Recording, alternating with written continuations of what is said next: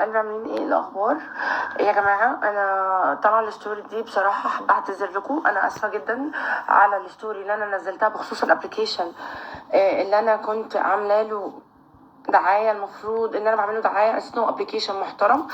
انا الحمد لله الحمد لله بالصدفه البحته بنزل الابلكيشن زيكم علشان اتاكد من مصداقيه اتفاقيه الشركه معايا، بحيث كل حاجه. اكتشفت ان الابلكيشن ده ابلكيشن مش مظبوط ومسحته من عندي فورا. لو سمحتوا امسحوه من عندكم حالا، وانا باخد مسؤوليتي وان the same time انا اسفه. اوعدكم ان ده مش هيتكرر تاني. مش هعلن عن اي حاجه الا ما اكون بالذات انا عمري اصلا يعني ما كان ليا شغل على الابلكيشنز والحاجات دي مرة ومش هتتكرر تاني اوعدكم ان بعد كده اي حاجة انا هكون شهور 100% قبل ما انزلها لكم.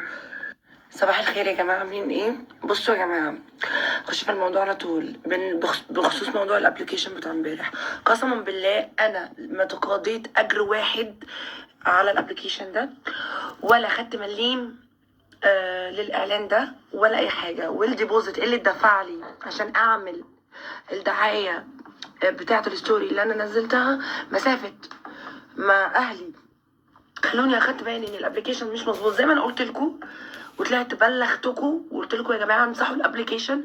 انا الديبوزيت البسيط اللي هو كان بس اللي هو زي ربط كلام على ما انزل ستوري، عشان احنا كبلوجرز لما بنيجي نتعاقد مع شركات زي دي بيقولوا لنا بيطلبوا مننا ان احنا ننزل ستوريز الاول عشان يشوفوا الفيدباك بتاعتنا قويه ولا لا، الريتش اللي عندنا حقيقي ولا لا.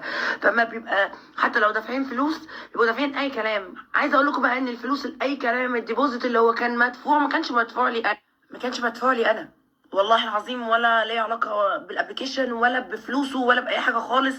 تمام، انا لما نزلت الستوري نزلتها لان حد طلب مني عشان انا الريتش عندي عالي، والريتش عندي زي ما انتوا فاهمين ان انا بس مساعده مني انزل الستوري عندي. فتمام، ده شغل او اكل عيش شخص ما او شخصة ما، فانا بحب اساعد. دي كانت نيتي، فنزلت الهبابه الستوري كمساعده مني للحد ده.